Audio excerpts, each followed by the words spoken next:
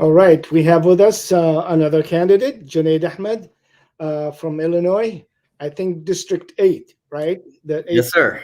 All right, Junaid, it's good to see you. Now we finally connected. We could not connect in person, but now we can see each other online. We had to schedule a big old session for us to get together. Thank You you. see? So good to see you, Okay, Brother Osama. Jazakallah khair. Thank you so much, everyone. good to Thank have you you. to the team at USCMO for making this happen. I'm honored to be here with my fellow candidates here. So great to hear from all of you.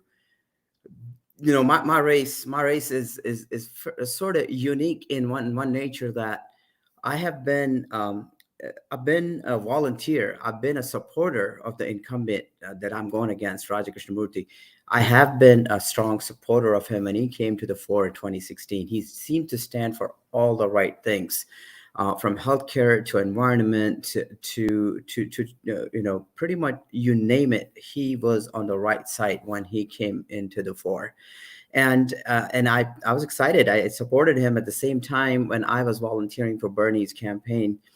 I volunteered for the incumbents campaign as well. Fast forward 2016 to 2018, 2017, 18, he is not delivering on any of his promises. And my background is I'm an activist in the community here. I've been working for relief. I've been working for uh, youth mentoring. So we have a strong network of activists in the area. And then at that point in 2017, 18, this activist community is coming together and asking, Raja, what have you done for the district? And we start questioning him in the town halls, to the extent that at some point he stopped having town hall meetings because we're asking him the right questions. Then we realized that he's not going to support Medicare for all. He's not going to support things that are right for the people in the district and people across the nation. So we started looking at his finances. Lo and behold, we find out that he's taking hundreds of thousands from healthcare industry. He's taken hundreds of thousands from a military industrial complex. You name every defense contractor, he has taken money from. So that's when it became obvious that he's not going to be fighting for us. He is a corporate sellout. He has taken so much money from corporations that today his amount comes to about $2 million. So that's when we had to make a decision. We either let him run with what he has going, serving his corporate donors, or we step up and change our activism to representation. And that's when we started scouting for candidates. Won't bore you with the details.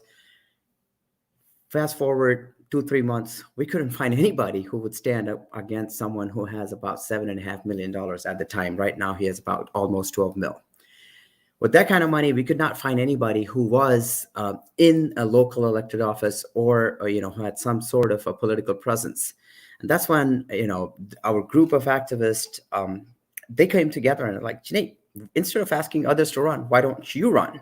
And to me, I was like, me, politics? Let me think about it. I don't know. I've never thought about ever running for office. And especially coming from the immigrant community, my parents migrated here, like most other candidates here. It was not an easy decision for me to make, to kind of stand up and say that I am going to take up this race. And just came back, had a good discussion with the family here. My wife and I first actually laughed at. I was like, Janae, you running for office? But then it took us a couple of months to actually think through and see that this is a race that somebody's got to take, because this the current representation was not supporting healthcare rights. He was not supporting what was right for the environment, and he was a Trump guy, literally, because he was supporting fascist right-wing organizations overseas, and he was taking a lot of money from those organizations. And we either, it came down to a point that we either I step up and take on this race, or we would go 2022 without a candidate. And here we are. We took on this race. I'm proud to say that I'm endorsed by just about every local activist community here. Schaumburg area progressives, which is the one of the largest cities and the most populated cities in the in the district, along with Elgin. I am endorsed by Schaumburg Area Progressive. I'm endorsed by all the 3 counties progressives, and things are coming together. We have set a national record in terms of how much we have raised as a first-time candidate, not taking any corporate money. And our numbers, our win numbers are looking very good at this point. Even though the incumbent has a lot of money and he looks very strong top down, bottom up, he is very weak. And that's where our strength is. Our strength is in the grassroots, and the grassroots are coming together. And we are setting up ourselves for a race that we are going to set a national record in. That he's got like number 2 or number 3 is a lot of money, 13, almost 12 mil plus in the bank right now as we hear it. I think he's got more money than Nancy Pelosi. So for us, a grassroots movement taking over and beating an incumbent with that kind of money is going to set up precedent across the nation here, that we're going to see a lot more of candidates like us stepping up and taking on and not being bogged down by money. At the end of the day, people vote, banks do not. So we are excited. Thank you for the opportunity here. I am happy to answer any questions as we come down to it. All right. Well, thank you, Junaid. We wish you the very best. Certainly, you have a challenge, and you also have a good grassroots there that you can reach out and you can talk to. So that was really a great to hear from all of our candidates.